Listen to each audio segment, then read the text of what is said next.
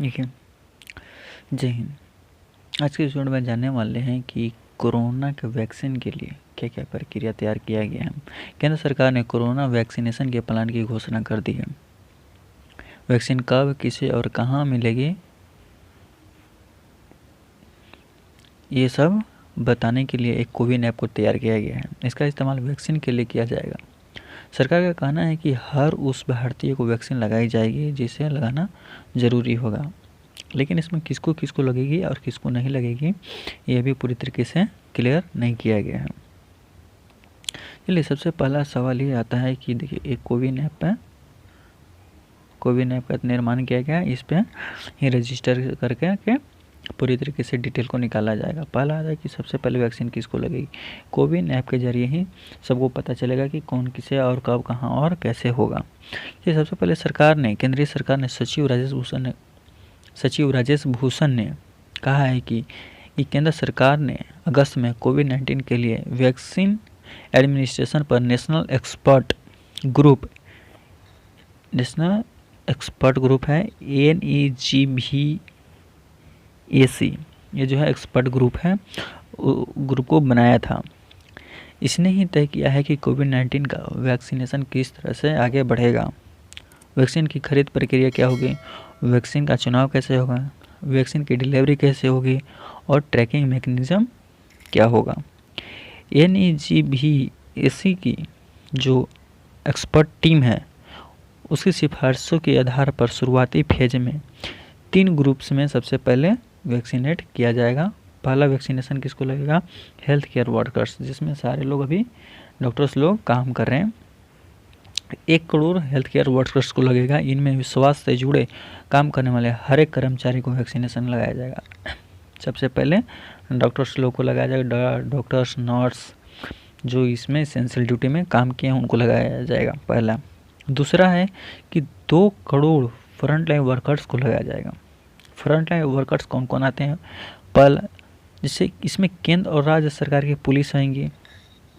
दूसरा आएगा arm forces, तीसरा सिविल डिफेंस, चौथा डिजास्टर मैनेजमेंट और पांचवा आता है आपको वर्कर्स। इसमें ये शामिल किया जाता है जो म्यूनिसिपल वर्कर्स होते हैं, जो इधर उधर काम, कचरा या फिर झाड़ू पोछा या जो सड़क के किनारे काम करते फिरते रहते हैं, एक दूसरे के लिए, जो पब्लिक के लिए सर्विस देते रहते हैं, उनको इसमें रखा गया है। जो इनको सेकेंड दूसरे पारी में जो वैक्सीनेशन लगेगी, जो टीका लगेगा, उनको इन सारे चीज़ों को सबसे पहले दूसरी बार लगेगा। डॉक्टर्स के बाद इनका ही नंबर आता है वैक्सीन लगाने में।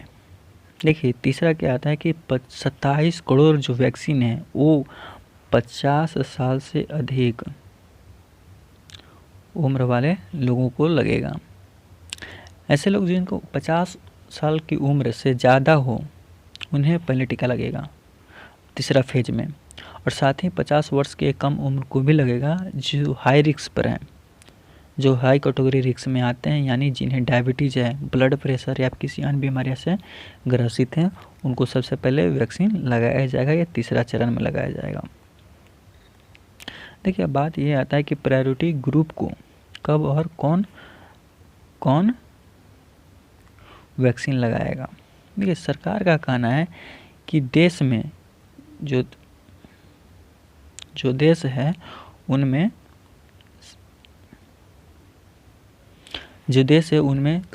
करीब तकरीबन 2,39,000 क्या है वैक्सीनेटर्स बनाए गए हैं, जिनको बोला जाता है ऑक्सिलरी नर्स में मिडवाइफ ANM बनाया गया, जिसमें 154 लाख लोगों को तैयार किया जाएगा कि आप वैक्सीनेशन में काम कीजिए, आप टीकाकरण में काम कीजिए, जो कोविड है उनको आप इंजेक्ट कीजिए, जो कि कोविड-19 वैक्सीनेशन के लिए लगाया जाएगा। इनमें बाकी चल रहे वैक्सीनेशन और हेल्थ सर्विसेज पर ज़्यादा दबाव नहीं पड़ेगा, इसके चलते इन लोगों को उस पर अपॉइंट किया जाएगा और वह बिना किसी परेशानी के लोगों को उपलब्ध होती रहेगी। अगला सवाल ये आता है कि वैक्सीन की निगरानी के लिए सिस्टम क्या है, उसका रणनीति क्या है, वो जानते हैं। देखिए, इसको 3 स्तर पर किया गया है। पहला राज्य स्तर पर, दूसरा जिला स्तर पर और तीसरा किया गया है ब्लॉक स्तर पर। पहला क्या है कि हर राज्य में स्टेट स्टीयरिंग कमेटी बनाई गई है, जिसको बोला जाता है ASASC स्टेट स्टीयरिंग कमेटी बनाई गई है, जिसमें अध्यक्षता मुख्य सचिव करेंगे। यह केंद्र से कोऑर्डिनेशन करेगी, उसमें मिले हुई रहेगी, वहाँ पर अपडेट वगैरह पूरा तरीके से रहेगा। वहीं स्वास्थ्य विभाग के प्रमुख सचिव की अध्यक्षता में स्टेट टास्क फोर्स रहेगी, STF स्टेट टास्क फोर्स रहेगी, जो वैक्सीन के लॉजिस्टिक और ह्यूमन रिसोर्स मैनेजमेंट जैसे पहलुओं पर फैसला लेगा कि कब क्या करना है।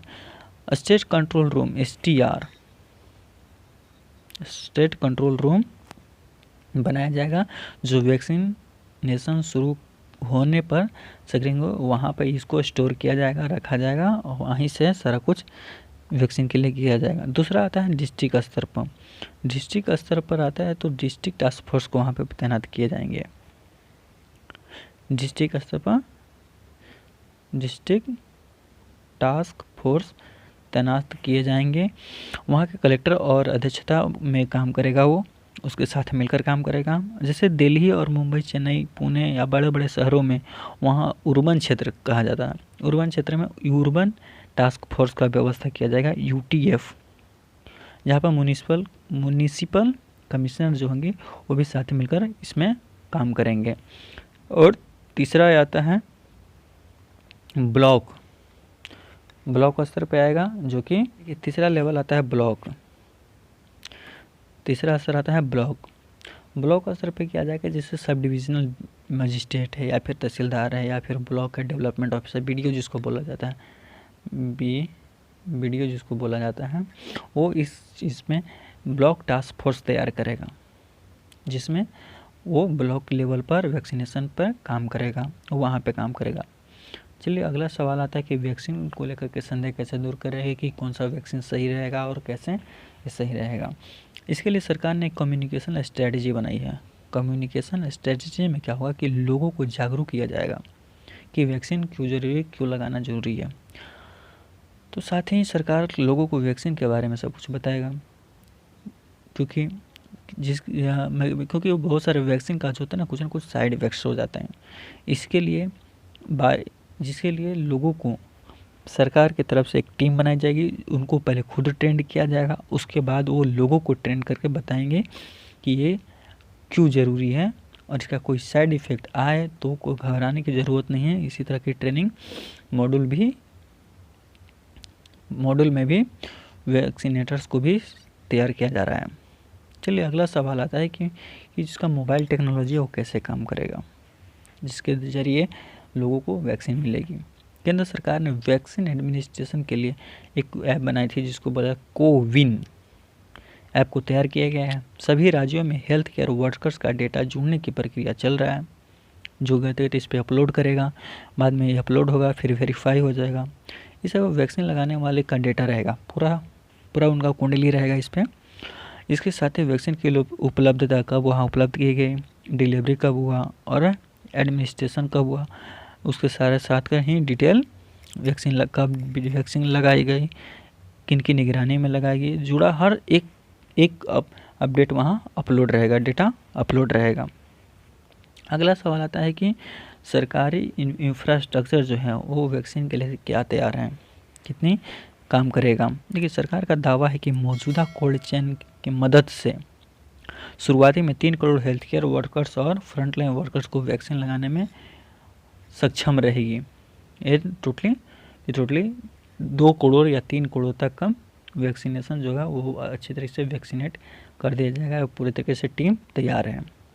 देखिए सरकार का कहना है कि मौजूदा कोल्ड चेन सिस्टम में देश भर में 28,947 जो है वो कोल्ड चेन पॉइंट हैं और उनमें से 85,638 जो है फंक्शनल इक्विपमेंट है, जो कि टूल्स हैं जो ज़्यादा कारगर हैं, जिसमें आता है आपका डीप फ्रीज़र जो दवा रखने में काम करेगा, कूलर और आता है रेफ्रिजरेटर, बिना बिजली के चलने वाला आपका आता है आइस बॉक्स, रेफ्रिजरेटर, कूलर और फ्रिज। ये सारी चीज़ों को में वैक्सीन को रखा जा सकता है।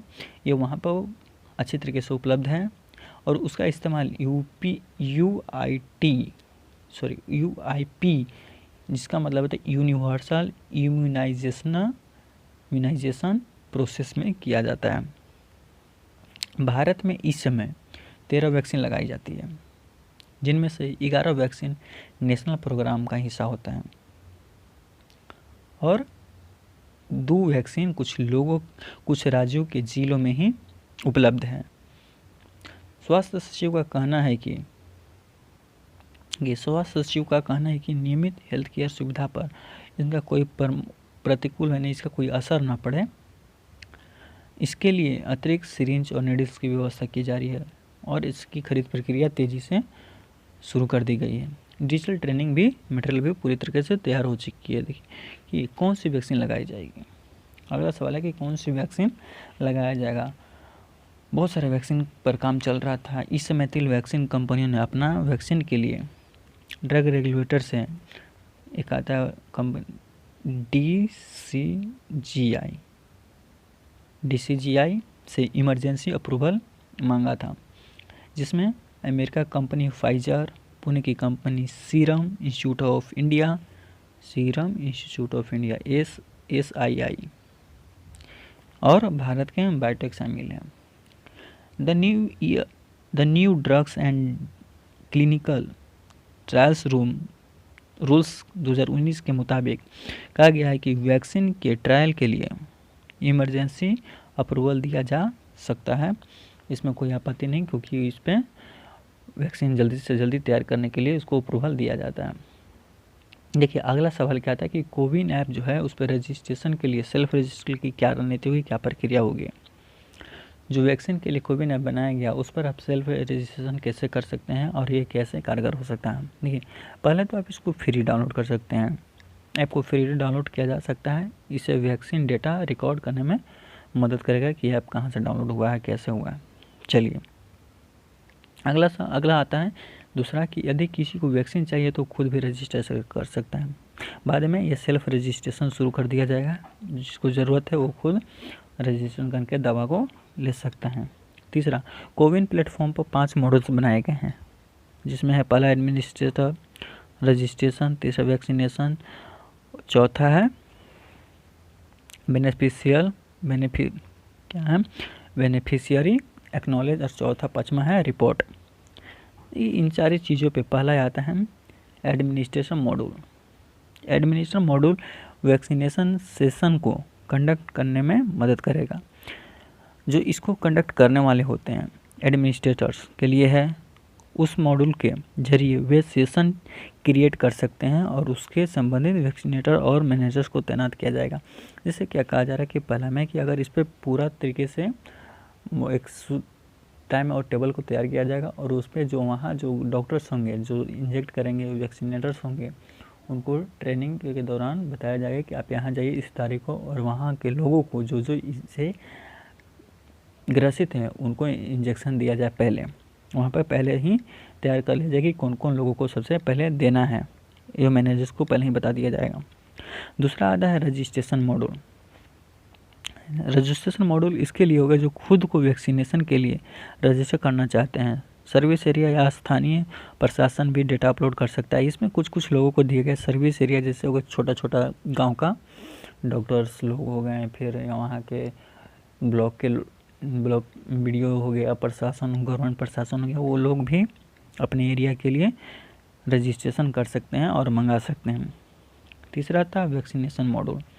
वैक्सीनेशन मॉड्यूल क्या होता है कि इसमें बेनिफिशियरी के डिटेल्स और वैक्सीनेशन स्टेटस अपडेट रहता है कि कौन मंगाया है, कब मंगाया है, कौन सा वैक्सीन मंगाया गया है, किसने मंगाया है, किस डेट को, ये पूरी तरीके से स्टेट वहाँ अपडेट रहेंगे। चौथा था बेनिफिशियरी एक्नॉलेजमेंट मॉड्यूल। ये जो होता है बेनिफिशियरी एक्नॉलेजमेंट, जो वो बेनिफिशियरी को SMS भेजेगा और वैक्सीनेशन के बाद QR जो बारकोड होता है, मैट्रिक्स बारकोड, उसके जरिए आपको एक सर्टिफिकेट मिलेगा कि आप वैक्सीनेट हो चुके हैं, इस डेट को आप ये वैक्सीन लगाई गई है, ये डॉक्टर्स लगाए हैं और आपको इतने बार लगाया गया है, ये पूरी तरीके से आपको डिटेल उसमें आपको सबमिट किया हुआ रहेगा। और पाँचवा है रिपोर्ट। रिपोर्ट मॉडल में आपका रिपोर्ट्स रहेगा कि कितने वैक्सीन सेशन आयोजित किया गया है, कहाँ कहाँ वैक्सीन आयोजित किया गया था, प्रोग्राम था, किस डेट को, कितने बजे से कितने बजे तक, और वहाँ पे कौन कौन डॉक्टर्स लोग तैनात थे। और इसमें ये भी रहेगा कि कितने लोगों को वैक्सीन लगाई गई, टोटल उस कुल डेट में जितने लोगों को वैक्सीन किया जाएगा वो लगेगा, उस पर अपडेट रहेगा। और कितने लोग छूट गए हैं, कितने लोग इससे ड्रॉप आउट रहे हैं, उन लोगों को भी मेंशन किया जाएगा ताकि नेक्स्ट सेशन में उन लोगों को पहले ही वैक्सीनेट किया जाए। तो आई होप सो कि कोविड-19 की न्यू अपडेट कोविन ऐप के बारे में समझ चुके होंगे कि कब से कैसे और कैसे सिस्टम काम करेगा, वैक्सीन के लिए कैसे कैसे बढ़ेगा और किन चरणों में पहले वैक्सीन लगाई जाएगी। तो वीडियो अच्छी लगी हो तो लाइक और शेयर ज़रूर कीजिएगा। चैनल पर नए हो तो सब्सक्राइब करके चैनल को बेल आइकन को दबा दीजिए और कैसा लगा वीडियो कमेंट करके ज़रूर बताइएगा। मिलते हैं अगले वीडियो में, तब तक के लिए जय हिंद।